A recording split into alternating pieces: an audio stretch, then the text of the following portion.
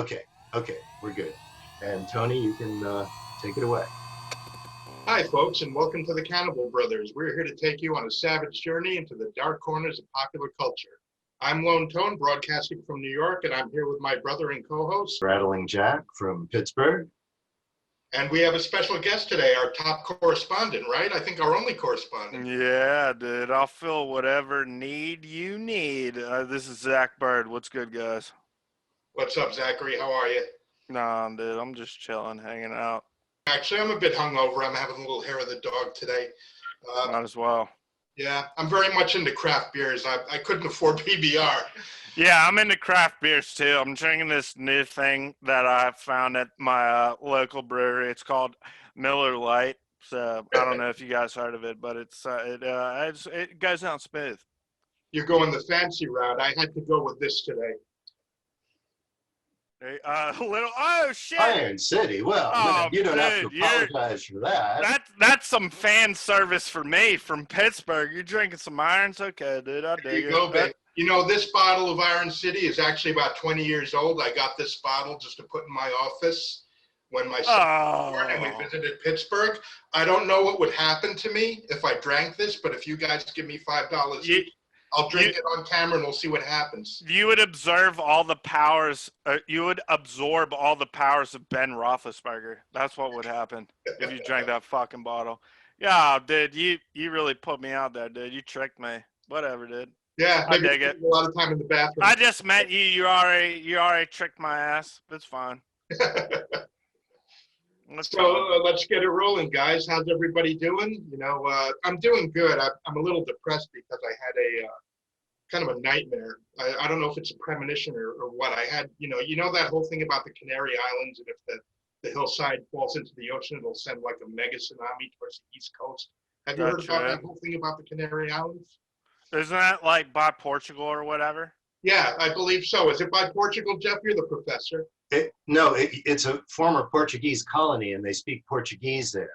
Yeah, well, whatever the fuck. Or is that the Azores? Supposedly the whole inside is supposed to fall into the ocean in some science fiction. It's like it falls in, and then like a shitload of like Brazilians are gonna wash up on our shore. Fuck! Are there Brazilians in the Canary Islands? I'm not sure. Now we got to deal with all these goddamn Brazilians. Yeah, but it'll be like Deep Impact, you know? So, I had this dream, and it's like, for whatever reason, this happened after we recorded our third episode. So, in my mind, like this being our second episode, if we only record 3, that makes it a trilogy, right?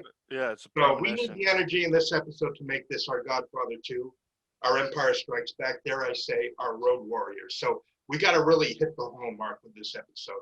What do you say?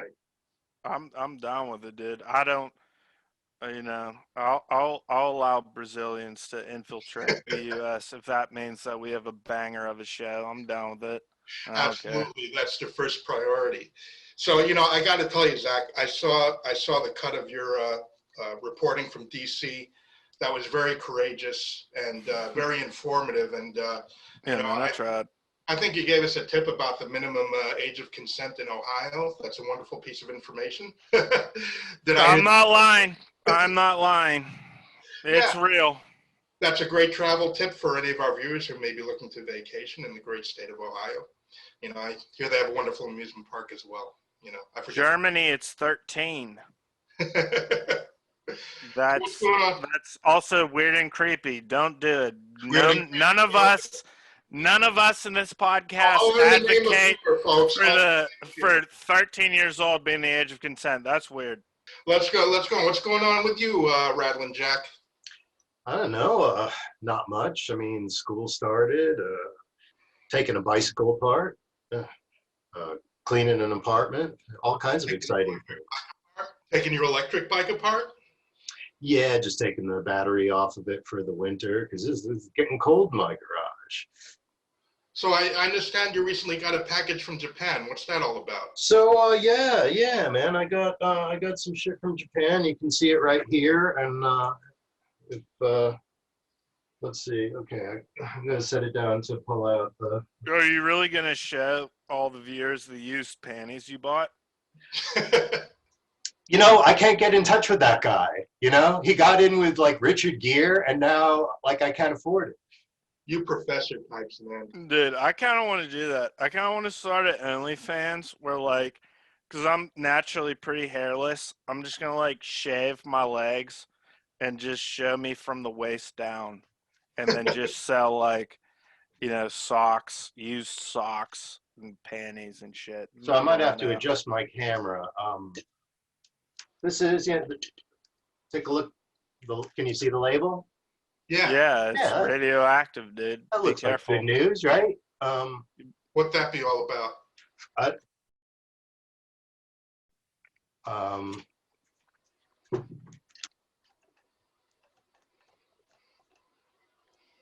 Okay.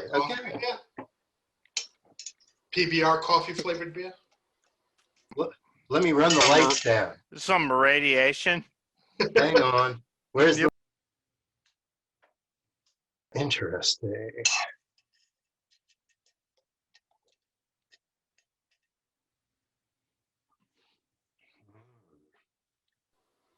What the hell is that?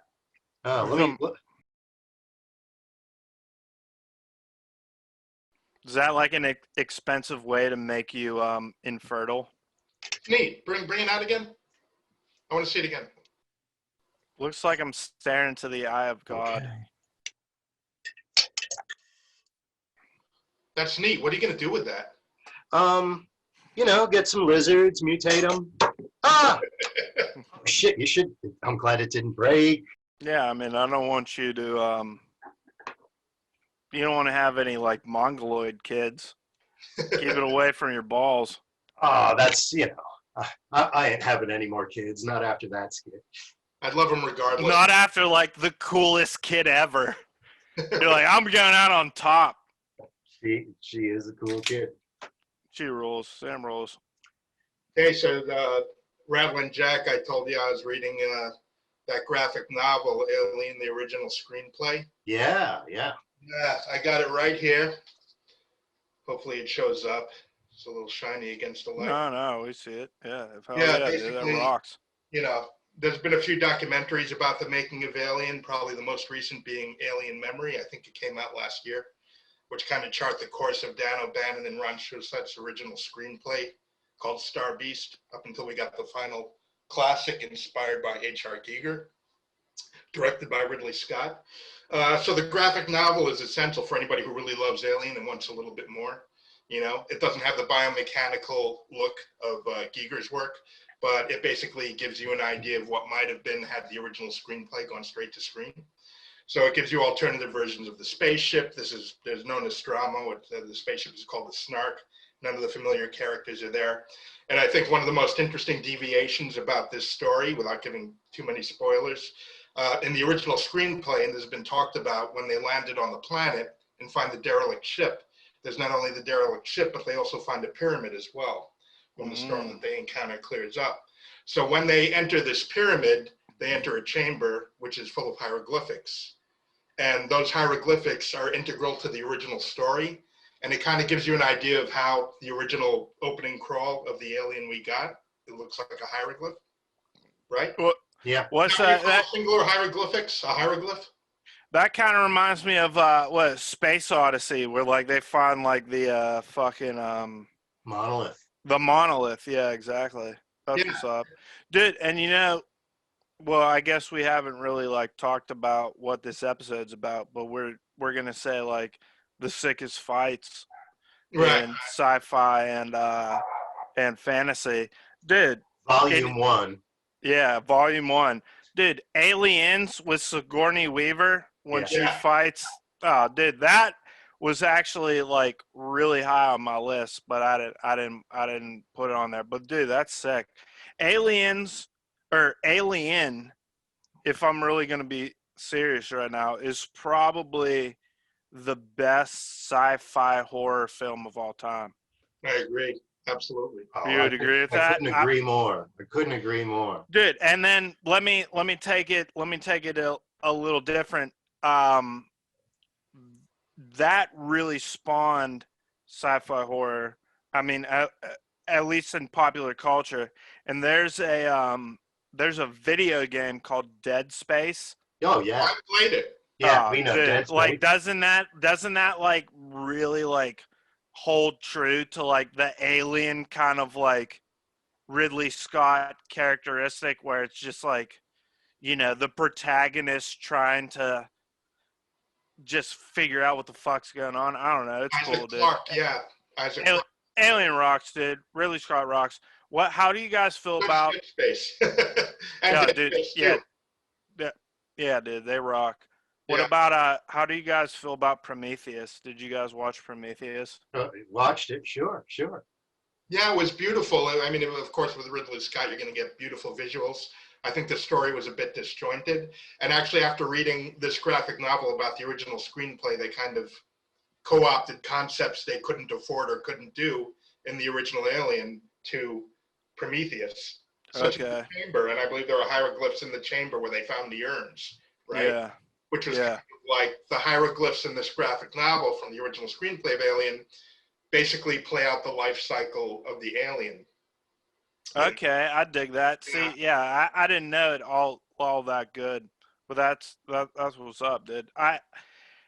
From what I heard, Prometheus was kind of got, you know, mixed reviews, but My feeling about Prometheus is, you know, it's one of those films that directors make after they're like famous, played out, and have a lot of money and creative control. And you know, guess what? When no one else can tell them what to do, they don't make a great film. It's the early films where they're with their great collaborators and like, you know, Giger, right? I mean, Giger influenced Ridley Scott so much, right?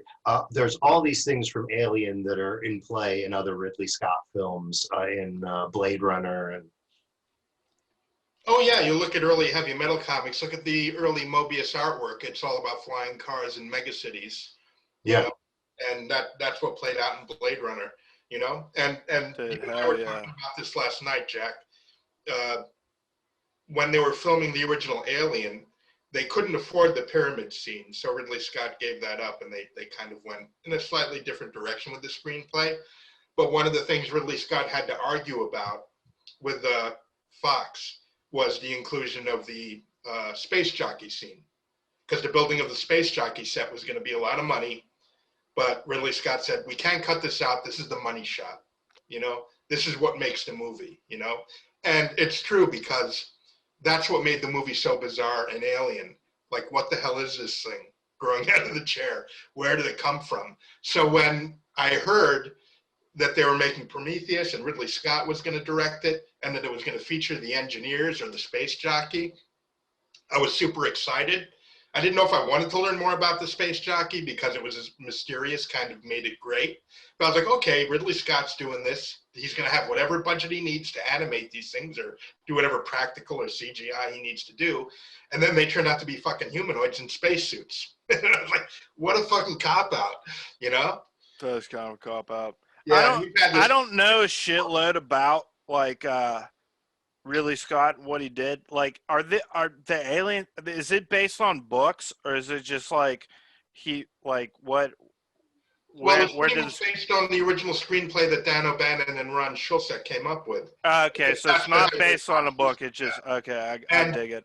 Before they did that screenplay, Dan O'Bannon collaborated with John Carpenter of Halloween fame and The Thing. Dude, The Thing. I was gonna bring that up when you were saying like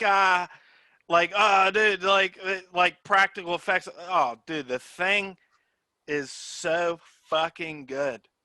Oh yeah, and you can tell that The Thing influenced Dead Space as well with the kind of what do they call the monsters? Necromorphs or something? Yeah, it's like the whole genre. Yeah, dude, absolutely. Who's Kurt Russell, dude?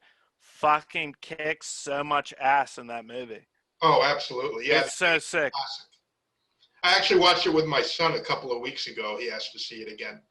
I am sure that I have the Cinefex magazine, the journal of the cinematic special effects people for The Thing. And I remember my favorite thing from The Thing, my favorite visual is the head that grows legs like a spider and runs across the floor upside down. Hell yeah. One of the best horror visual effects ever. I actually that character says, "You gotta be fucking kidding." I watched a documentary on it, and my one buddy's like a huge cinephile, so like, you know, I do my best, but he forces me to watch some shit. And he like the scene where like the dude's stomach opens up Right. was actually like it was one take. This is all we have, because they were like, we can't redo this prop, so like they had to time with like the doctor like going in and like cutting him open, and then it like the whole thing pops up. So like that was all timed out in real time, and that was all fucking, you know, practical effects. I was like, Yeah, Rob Botton. Rob Botton was the practical effects guy. You know. And no, dude, that's sick. I mean, you know, that's a good ass movie. I like the prequel as well. The thing that had to do with the Norwegian team.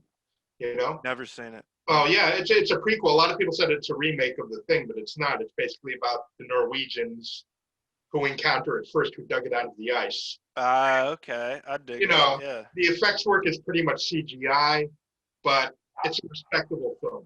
You know, I like it. It's good. It's a great watch. If you like the thing, it's worth watching the prequel as well.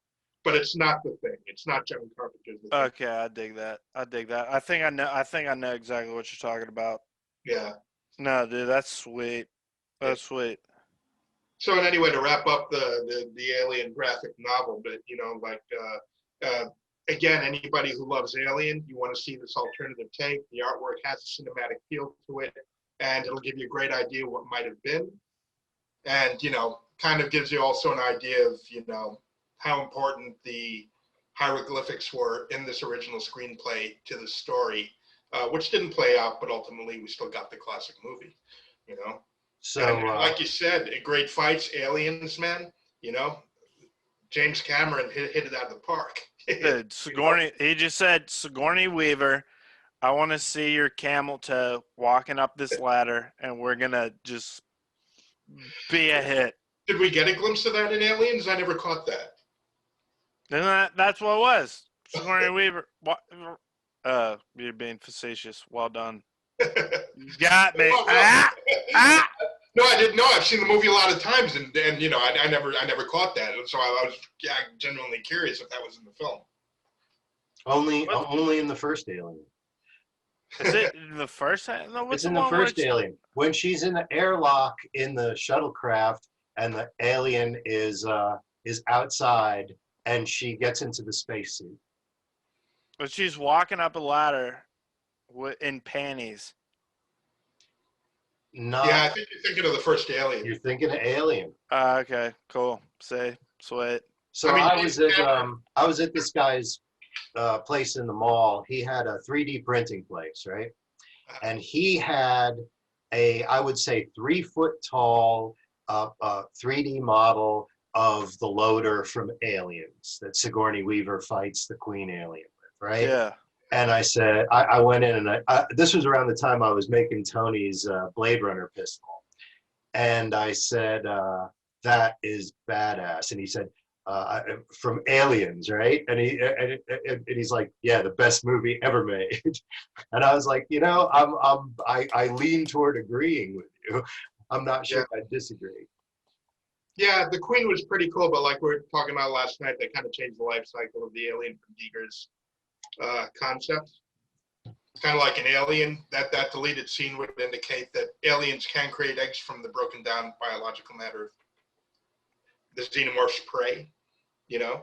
But somebody, I was in a Facebook group, the Weyland-Yutani group, and I made that comment. So I said, well, yeah, they're actually, it's been hypothesized that there can be queens to mass produce eggs, but lone xenomorphs can kind of jury rig a way to reproduce if they have to.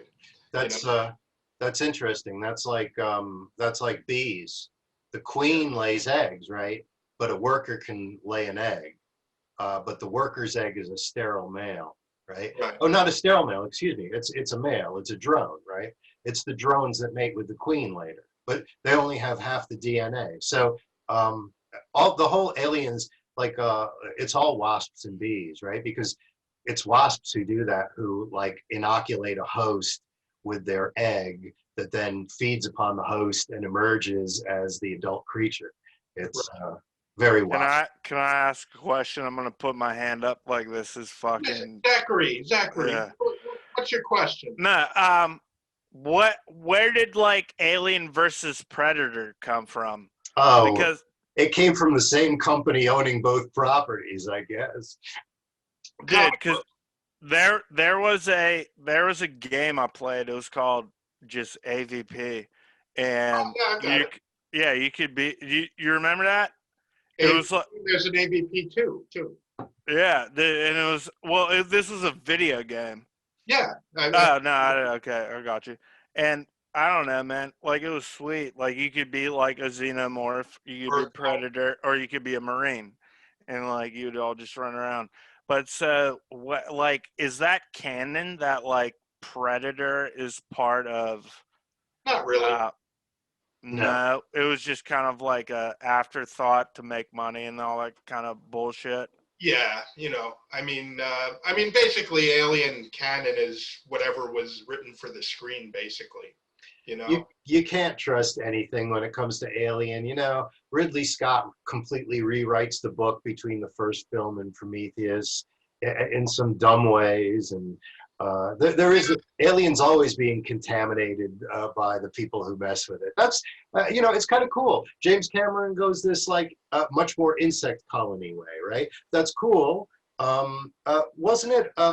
Isn't it Neil Blomkamp who had the Alien property at one point, and he was going to do an Alien sequel that only took the first film to be canon?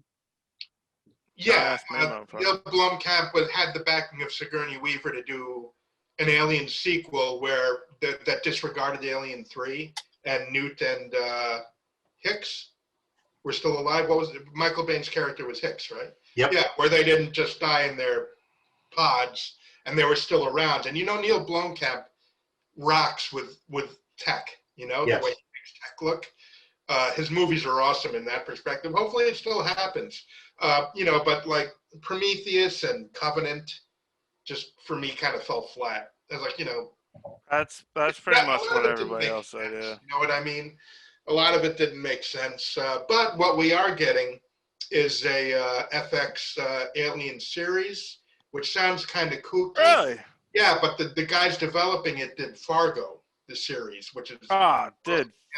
Yeah. Fargo the movie and Fargo the series both fucking kick ass. So if that's the case, then I did. Yeah, so that gives you hope that, and it seems like with things like The Mandalorian, as opposed to the shit sequel trilogy Disney put out, you know what I mean?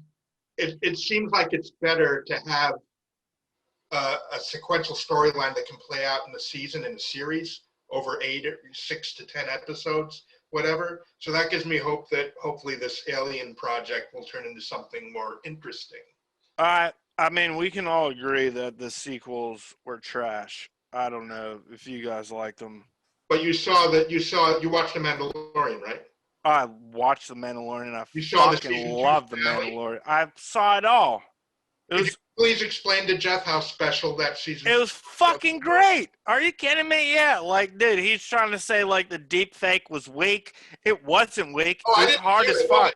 Yeah, it was great. It wasn't perfect, but it didn't take me out of the moment. I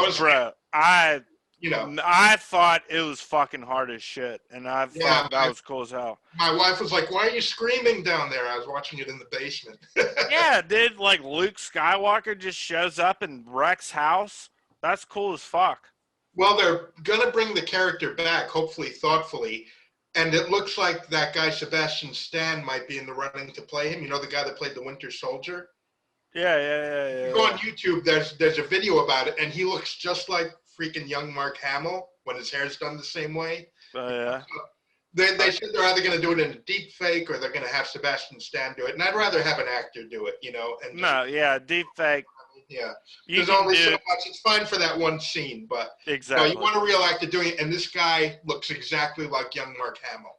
No, dude, I'm super about that. I mean, like I don't know. I supposedly, and I don't want to get too off topic because I know that we already have our topics Oh, we can go for this wherever. episode, but like, apparently they had like a different script for the sequels, where like halfway through the second one, they were just like, no, we're not going to do it. And this is stupid because I don't The Last remember. Jedi? Yeah, I don't remember exactly like what it was, but they, for whatever reason, were like, no, we're rewriting it, and then we got like what we have today. Yeah, And that's kind of because Rian Johnson, the director of The Last Jedi, was kind of a prick, and he kind of went off the roadmap of that J.J. Abrams and the creators had set out. And he just wanted to do something totally unexpected, which is like, right, I dig it. Mark Hamill's chagrin, Mark Hamill hated it. He's like, at the end of the first movie, I thought it was very, very cool that she's going to hand Luke his lost lightsaber. Yeah. And when you see The Last Jedi, he throws it over his shoulder, like, that's not fucking Luke Skywalker. No, it's fucking dumb as shit. And then like the whole thing with like Snoke and all you getting, I don't know, it was dumb as fuck, dude. Yeah, I figured from the first movie, the character I was interested in finding out more about was Snoke. And then exactly. You're like, where is this? Yeah.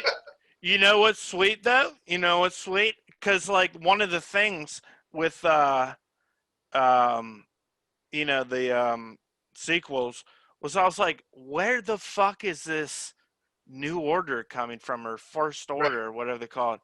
And then when you watch The Mandalorian, it's like, oh, okay, like there's these warlords essentially who are still loyal to the Empire, and now they're going to introduce Thrawn, which if you read that series, should get your dick hard. Your dick should be hard as fuck, because that is probably the best Star Wars books ever written. Right, and he's prevalent in the animated series, the Clone Wars, as well. He shows up, right? Or was it Rebels? Dude, they did. Clone Wars. Dude, Disney, like, Star Wars got carried so hard by like these not super mainstream, not super popular like showrunners. Right. You have Clone Wars, you have Rebels, and now all of a sudden like they're gonna make up for all the mistakes that fucking Disney already perpetrated. Yeah. So, dude, it's sweet. I'm so pumped. I'm so pumped to see where it goes. Yeah, just to set the record straight for a second. Sure. Nobody said I didn't like the I know. episode of The Mandalorian. What I actually said, this was actually in a conversation because my brother and I aren't on the same page about which season of The Mandalorian they prefer as big fans. And the first season worked for me better than the second season. And one reason is that the first season was very much steeped in like old Japanese samurai films. It was a Ronin. It was a Ronin story. It was Lone Wolf and Cub, right? The Baby Cart series, which has all these connections to things I love, right? The fight coordinator for Lone Wolf and Cub was Shintaro Katsu, who played Zatoichi, the blind swordsman. And the guy who played Lone Wolf, Tomosaburo Wakayama, was his brother. Yeah, I didn't know that. No, I mean, Jeff, you're 100% right. Like the first season was it was a Ronin, like perfect example. You know how like in the 30s and the 40s we had all those just inundated with cowboy films. What did they do? They just stole Japanese samurai films and just put it over into a new into like a Western aesthetic. It's happening both ways, because think about this, right? I know what you're thinking about, Fistful of Dollars, right? Kurosawa makes Yojimbo, exactly. And then who is it? Sergio Leone makes Fistful of Dollars. Is it Leone? No. But the funny thing is, Yojimbo is based actually on a Dashiell Hammett detective novel, Red Harvest. Really? Yeah. So that shit's just been getting recycled through whatever artistic aesthetic they want. Yeah. So, the thing is making it work. It's not being original. It's like people who said, there are people who say that like J.K. Rowling or George Lucas stole their idea for Star Wars or Harry Potter and all that. And it's like, sorry, it's not the, there's ideas and ideas and they're all kind of alike. It's the execution, right? You have to be able to do something. Right. It's like, you can't say, oh, I had this very primitive idea about some characters and somehow that can be compared to like Harry Potter. Right. Yeah, getting back to what Zach brought up about the adaptations from Japanese to Western, probably one of the most famous is the Seventh Samurai to the Magnificent Seven, right? Sure. Yeah. Yeah, one thing that actually showed up on Turner Classic Movies about a month ago was TCM. That movie with Charles Bronson and Toshiro Mifune. Right, I think it was Toshiro Mifune. He played a samurai, and Charles Bronson had to kind of take him across the desert or something to retrieve like a stolen sword that belonged to the emperor or something like that. I can't remember the name of it. I think it might have been Rising Sun. I don't know. But Rising Sun, I'm probably thinking about the 1990s movie with Sean Connery. I can't remember. It sounds really familiar. Right. And Mifune did a bunch of stuff in that era, right? Wasn't he in Midway or something like that? Who, Toshiro Mifune? Yeah. As a matter of fact, I think he might have played the Admiral. Didn't he play the Japanese Admiral? And I don't know if he was like a historical figure or he was, but Mifune, I recall Mifune was in something like Midway. Well, all the characters are based on the actual, I would imagine he might have been Admiral Yamamoto, which reminds me, if you get the chance, check out the anime short, The Assassination of Admiral Yamamoto. I absolutely will. Because basically, they intercepted him mid-flight, and there was an air battle. Like, fighters were trying to protect him, and we got intelligence where he was going to be, or, his route over this particular island, and our fighters attacked his formation. They basically assassinated him midair, Yeah. The anime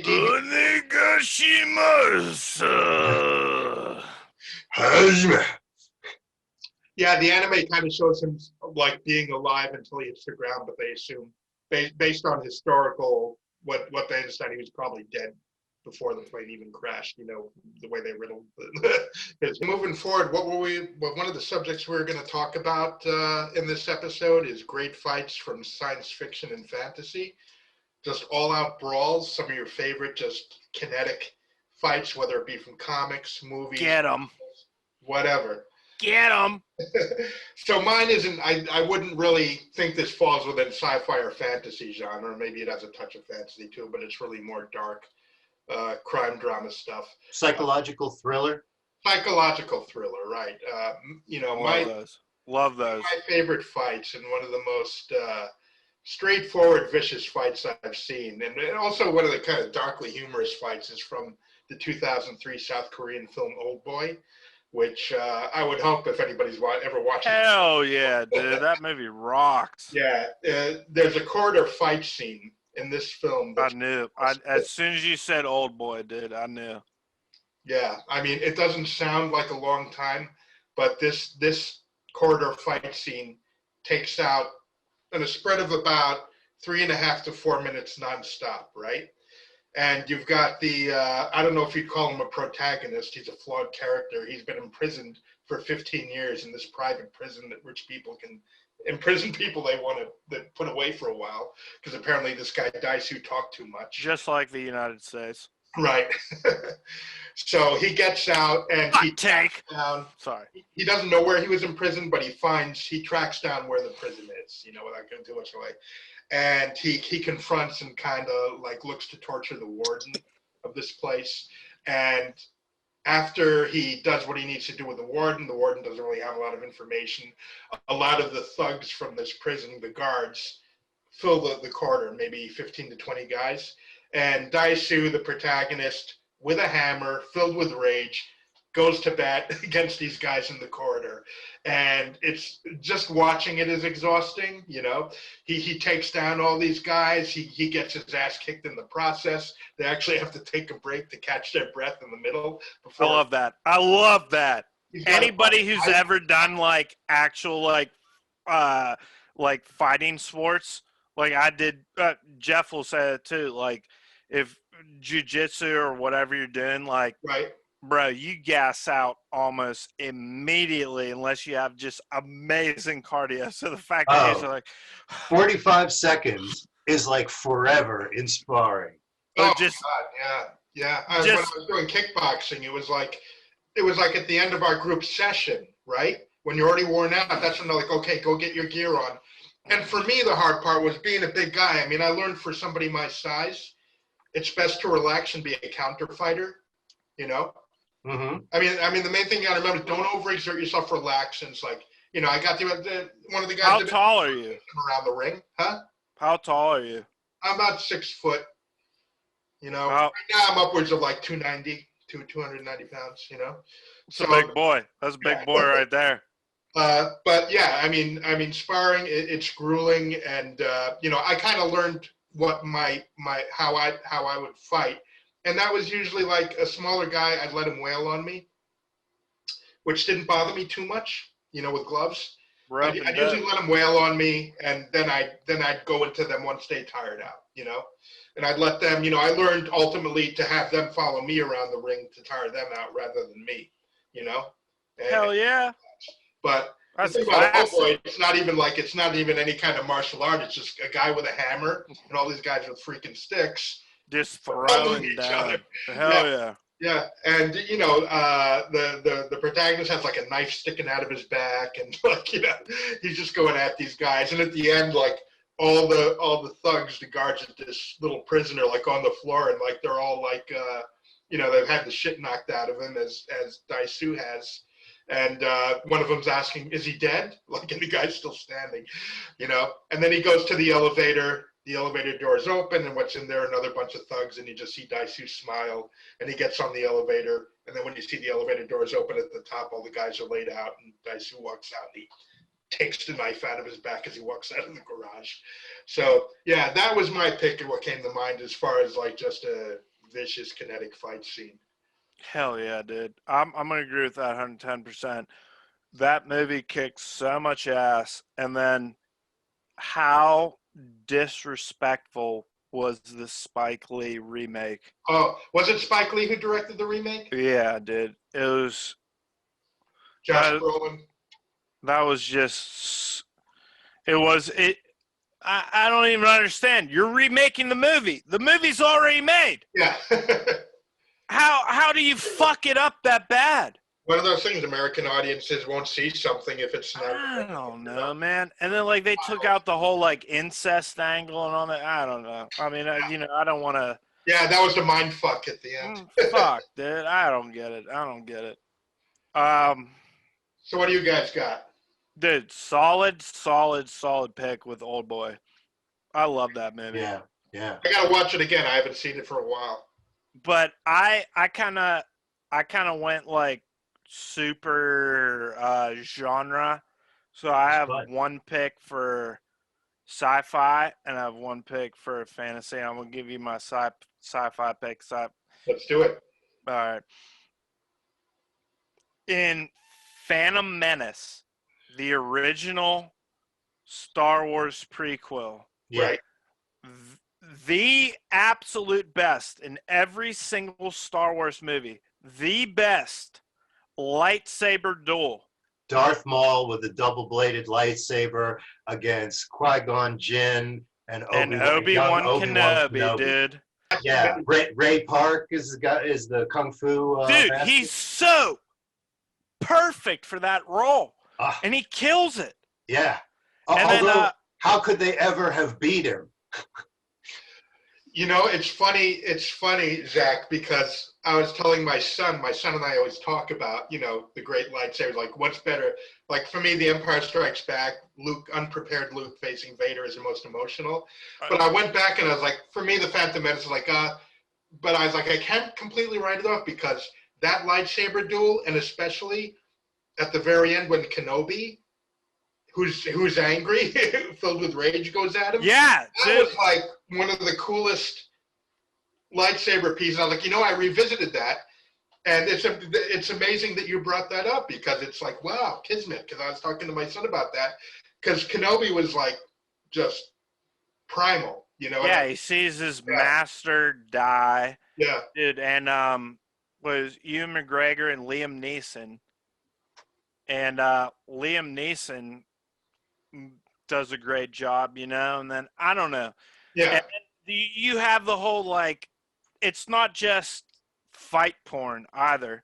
Like, they have those, like, gates that close. Yes. Oh, my favorite part of that fight. So, like, scene. you see Qui-Gon Jinn, like, when Liam Neeson's character, like, he just kneels down in like a very, like, almost like a Japanese samurai way, like sitting on his heels and closing his eyes, almost like, he's thinking about, or I don't know, just clearing his mind or whatever. And Darth Maul's just there. He tries to hit the wall, and he realizes his lightsaber can't. So he's just pacing back and forth, like waiting for it.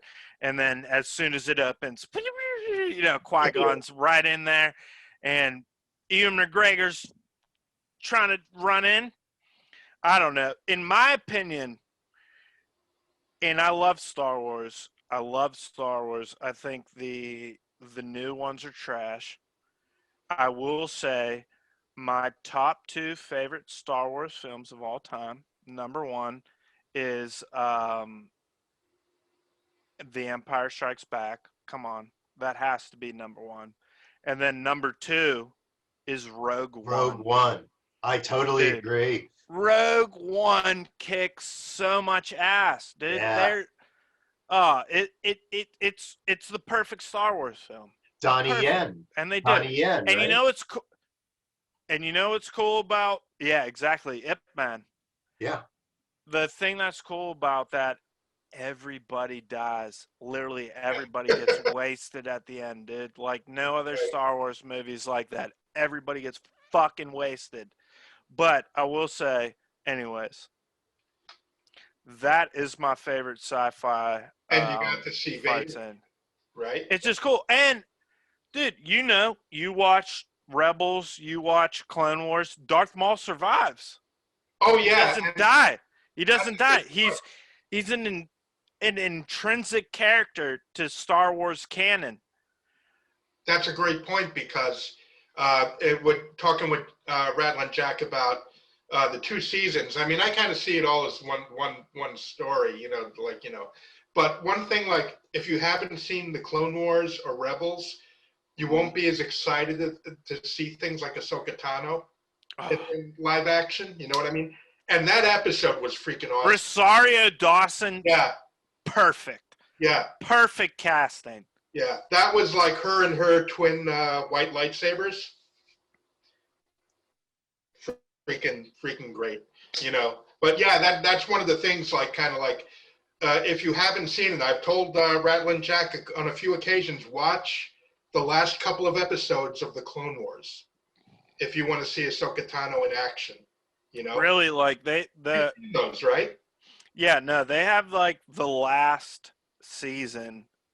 I think it's on Disney Plus. Yeah, it has to be on Disney Plus. But like they literally say like last season, like it's its own thing. The last season, yeah. I mean, the last episodes of the last season of the Clone Wars are like a standalone great Star Wars movie.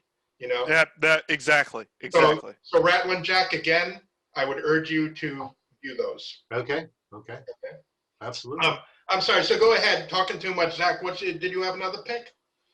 Well, let's all go around and do like our sci-fi, and then we'll come back around and do fantasy. Okay. Yeah. I mean, all I had was Old Boy, so I guess we'll. Okay. Well, fuck it then. I'll do my next one. Okay. I'll do my next one if you want. Okay. Best fantasy fight scene. Helm's Deep in Helm's the Deep. in the twin two tower towers. or the two towers in Lord of the Rings. The good trilogy. Dude, The Hobbit was so trash. Yeah. Don't even get me started on that. Oh my God, it was so tedious. I'm a huge Tolkien nerd. Okay, so if I want to watch The Hobbit, I'm gonna watch like the 1970 whatever it is, like Ralph Bakshi. like the animation. Yeah, Ralph Bakshi. Yeah. Yeah, dude, that fucking kicks ass. So in Lord of the Rings, I have to say, for me, the most memorable fight,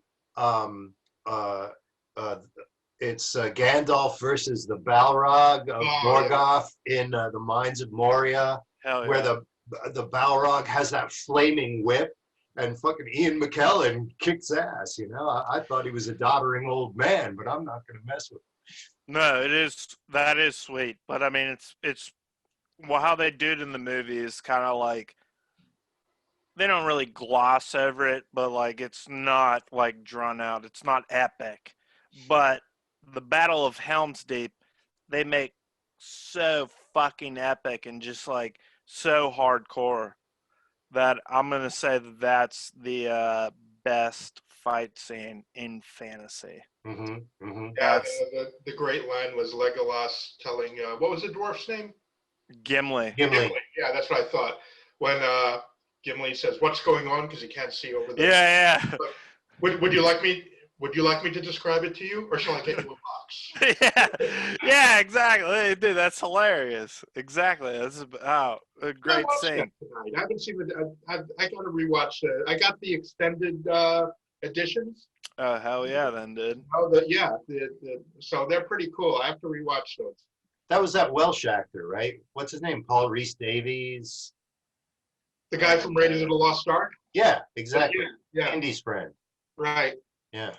Yeah. Thanks for reminding. We have friends coming over. Our neighbors are coming over with their kids next weekend. The kids have never seen Raiders of the Lost Ark, so we're going to show Raiders of the Lost Ark. I've never seen that movie. I wanted to mention is a piece of pop culture fun. Wow. I'm going to record how many times I hear the Wilhelm scream during Raiders of the Lost Ark. You know what the Wilhelm scream is, right? Hell yeah. Yeah. Like burns his hand. Yeah. I've never recorded how many times they used that in Raiders of the Lost Ark, but Spielberg and Lucas used it like, tons. Dude, we could also have like off episodes, just like random ones where I get forced to watch an incredibly popular movie that I've never seen because I was never a movie watcher. Mm-hmm. So I haven't seen so many. I've never seen any Indiana Jones movies. I've never seen Raiders any. of the Lost Ark? I've never seen any. Oh. I haven't seen one. I haven't seen any Back to the Future. I haven't seen E.T. I haven't seen, I don't know, dude, fuck. I think you could skip Name E.T. one. I probably haven't seen it. Huh? I think you could skip E.T. Probably. Oh, come on. E.T. Now that they like made the guns into walkie-talkies, right, I want to see that shit. Skip E.T. Make sure you watch Mac and Me. I want to see people with fucking heat throwing out lead. God damn it. Don't make me pull my AK out. I don't want to do that. So you like action films, basically? You like to see armor? I like all movies. It's just I'm just not a movie watcher, you know. Wow, that's amazing. You never seen Raiders of the Lost Ark. Dude, I'm trash. I'm a trash movie watcher. No, this is great. I mean, someday we could probably watch it. That's what I'm saying. Like, let's throw it in the mix. All right, Jeff. What's your shit? So I'm glad you did a couple because it kind of proves that, like, I haven't been able to make up my mind. Honestly, I'm glad you did Darth Maul. I thought about that myself. And that moment at the beginning when the doors open up and Darth Maul is there with his lightsaber, and then one comes out the other side, and you're like, I'm not going in there.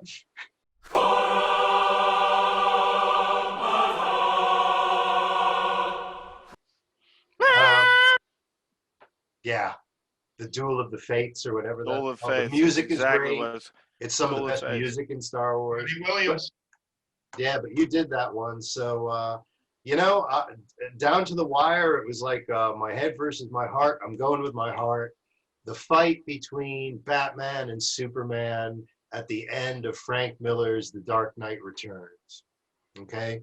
Graphic novel, yeah. not the movie Dawn of Justice.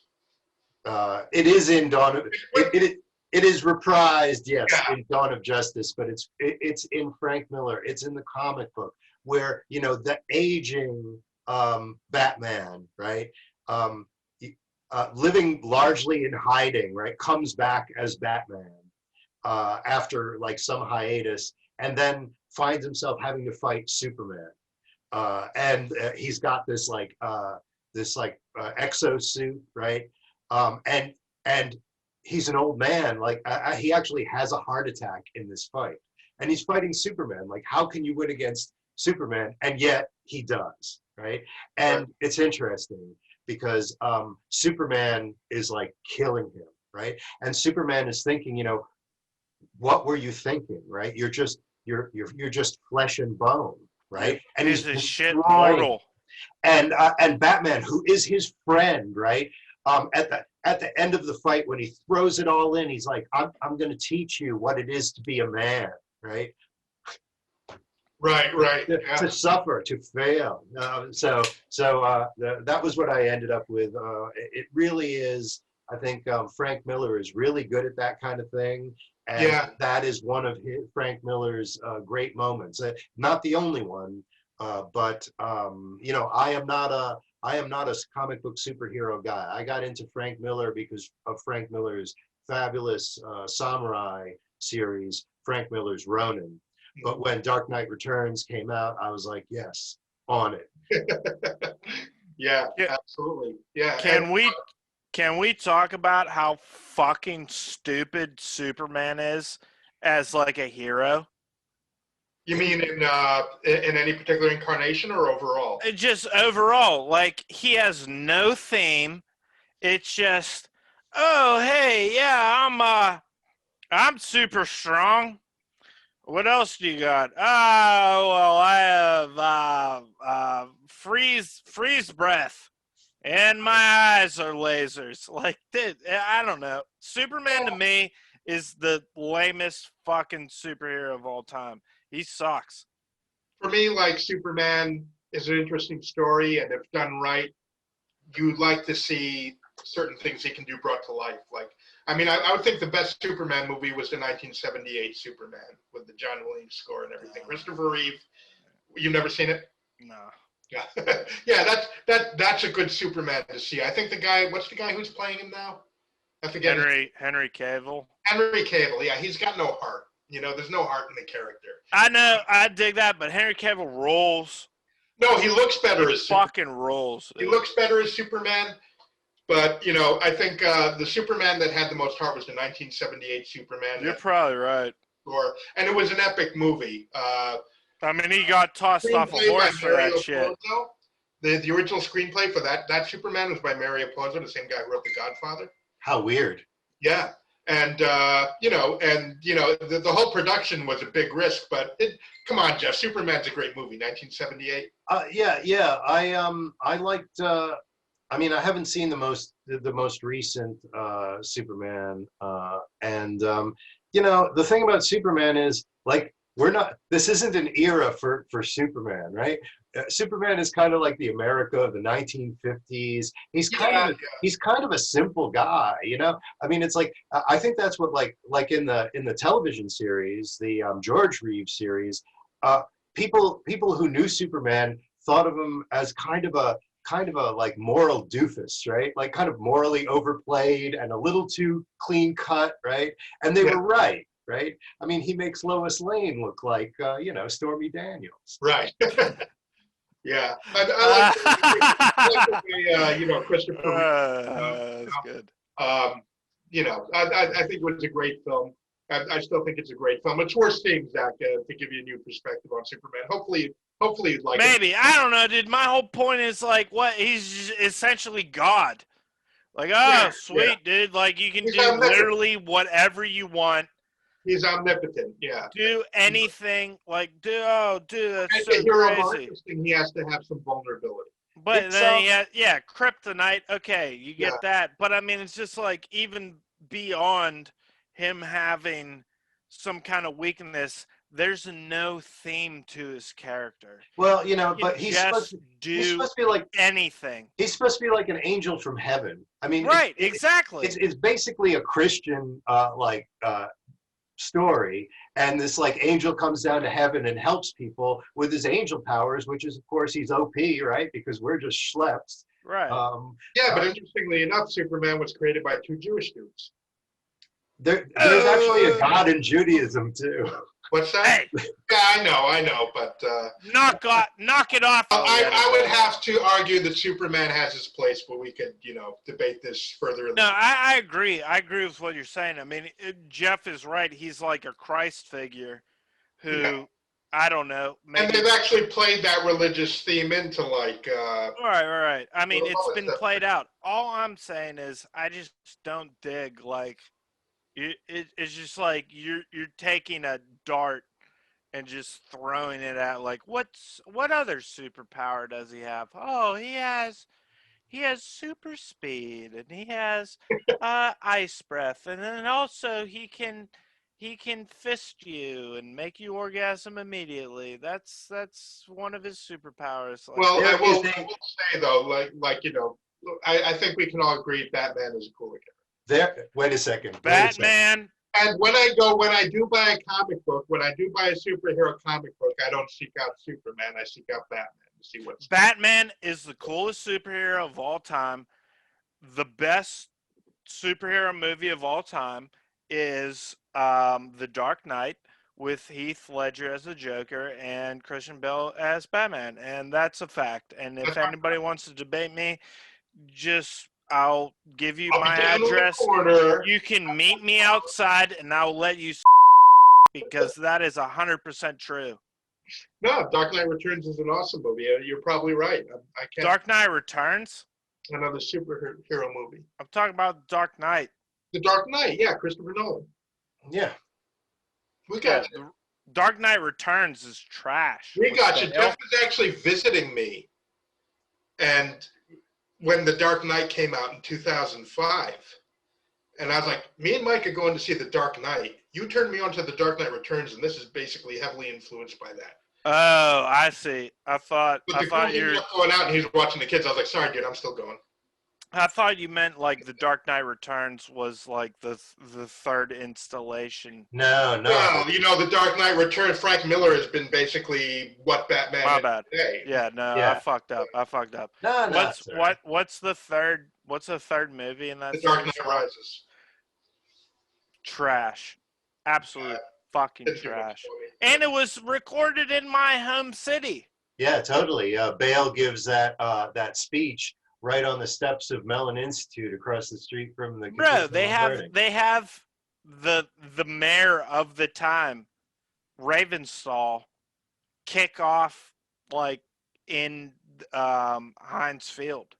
Oh, that's awesome. The Luke Ravenstall, the like 11-year-old mayor of Pittsburgh. Yeah, he kicks off. If you watch that movie, he has a jersey that says Ravenstall, and he kicks off before like Bane blows up the fucking whole thing. So you want to hear some good Superman reading? Larry Niven wrote a like, it wasn't a story. I mean, he's a fiction science fiction writer. He wrote basically an article called "Man of Steel, Woman of Kleenex" about what would actually happen if Superman had sex with Lois Lane. I'd just blow her away. You got to read it. It's interesting. Well, I think I remember his money shot would just like completely destroy her cervix. I'm super into it. I think I remember a Penthouse cartoon that kind of illustrated that whole scenario. Yeah, I can see that. Also, would like the individual like sperm cells be like going through people's houses like bullets? Ouch! Dude, there's actually, I think it was like Family Guy or American Dad, I don't remember, where like it was Superman, and like Lois was like, I have breast cancer, and like it was because of his X-ray vision, and then like all these girls that he knew got breast cancer because he was constantly just like looking at their tits through their clothes Right. with like X-ray vision. I got a better one than that, right? On Saturday Night Live. That's not funny. There's nothing funny about breast cancer. On Saturday Night Live, they did a Superman parody way back in the 70s called Uberman, where Superman is in like Nazi Germany, right? Kevin asks, what if Superman grew up in Germany instead of America? With us to help answer this question is our panel of experts. Tonight, Brigadier General Kevin Temple from Edwards Air Force Base and Eileen Houghton, professor of modern history at Wellesley College. Man, what's it? And they're all Nazis, right? And he comes on the scene and he's like, "That's a bomb." Excuse me, mein Führer. Stand back. There's a bomb in this briefcase. Oh, not again.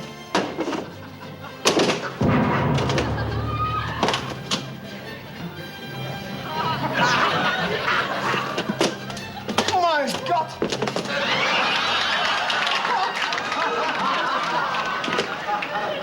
All of you is Overman. You smothered the bomb with your body, and you're not even bleeding. Who are you? I am Überman. I have superhuman powers, and I fight for untruth, injustice, and the Nazi way. And I have X-ray vision. X-ray vision? Can you see through my clothes? Yeah, and through his too. He's a Jew.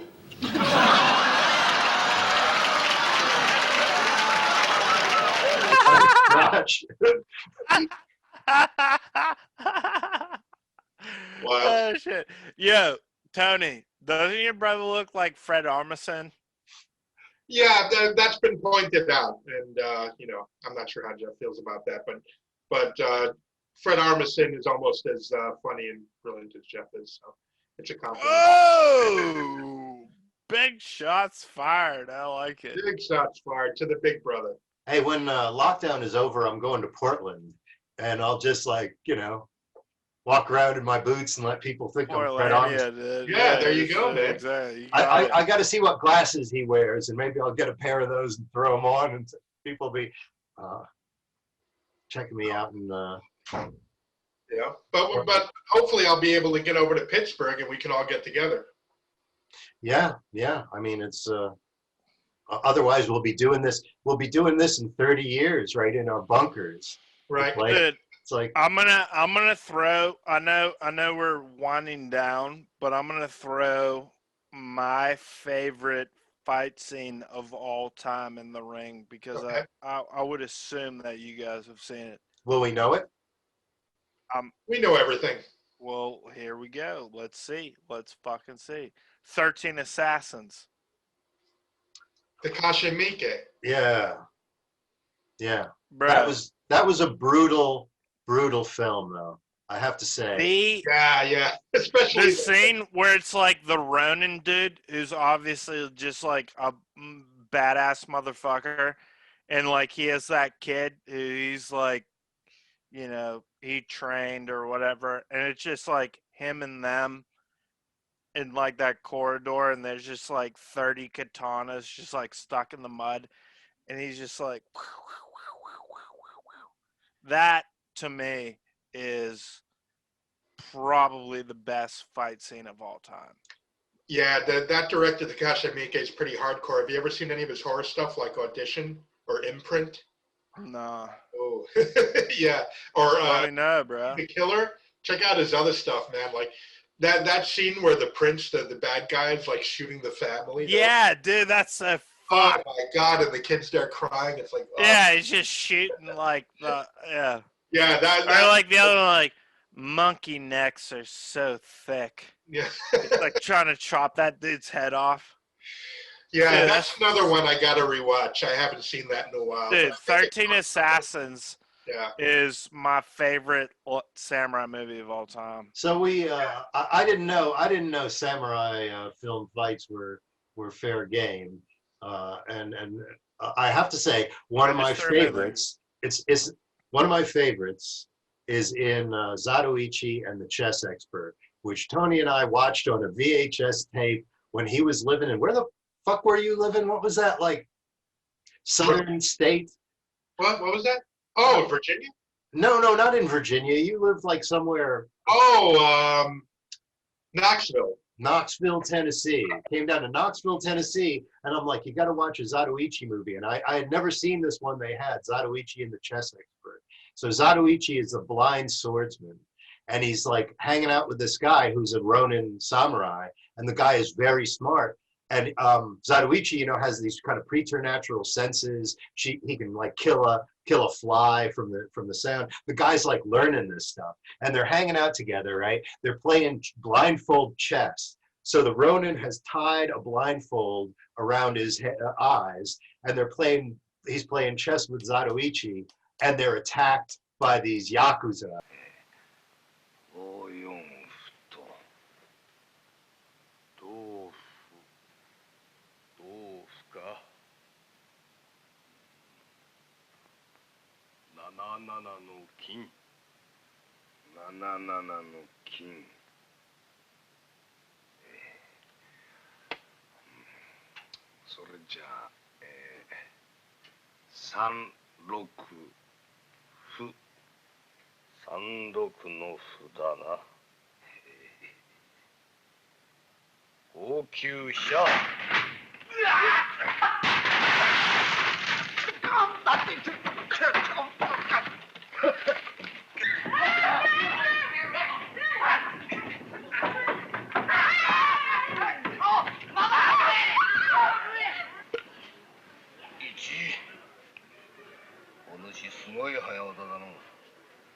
One guy ends up with Zatoichi's pipe. A Japanese pipe is like yay long, like stuck through his cheeks.